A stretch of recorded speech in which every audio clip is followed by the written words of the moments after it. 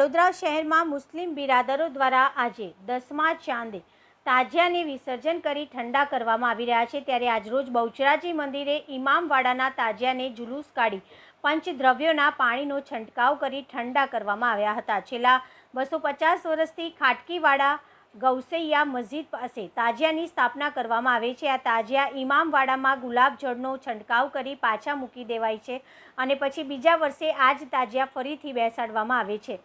હઝરત ઇમામ હુસેનની શહાદતની યાદમાં મોહરમ પર્વની ઉજવણી કરાય છે।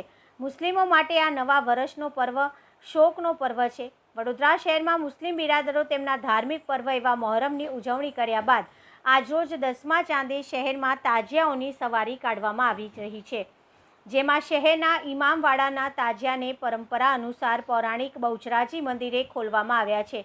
શ્રીફળ વધેરી પંચદ્રવ્યોના જળનો છંટકાવ કરી મંદિરના પૂજારીએ તાજિયાને ટાઢા કર્યા હતા। તાજિયાને રામ પાર્ક પાસે આવેલા કરબલાની જગ્યામાં મસ્જિદની પાછળના મેદાને લઈ જઈ દફનવિધિ કરાશે।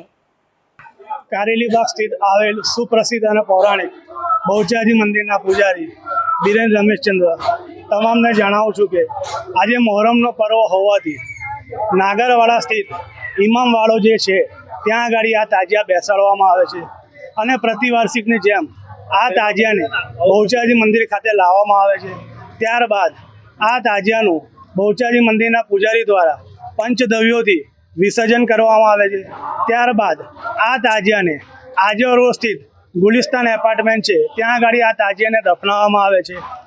આ પ્રણાલી આશરે 250 વર્ષથી ચાલતી આવી છે, જે અત્યારે હાલમાં પણ ચાલુ જ છે।